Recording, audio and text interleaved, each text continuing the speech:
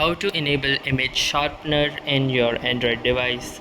So hey guys, welcome to this tutorial. In this tutorial I'll be guiding you through the steps on how you can enable the video or the image sharpener in your Android device if it supports this particular feature.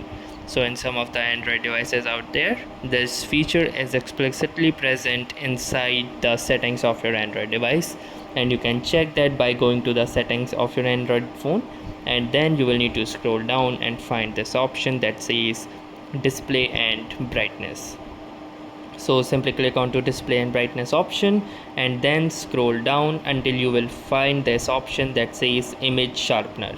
So currently, as I'm using a OnePlus device, this comes under the video enhancement engine options. So from here I'm gonna choose image sharpener, and then in order to enable the image sharpener I will simply click onto this toggle, and now my image sharpener will be enabled. This enhances the clarity of low quality images and videos, although battery usage will be increased. So that's how easily you can enable image sharpener in your Android device. So that was all for this tutorial. Thanks for watching and have a nice day.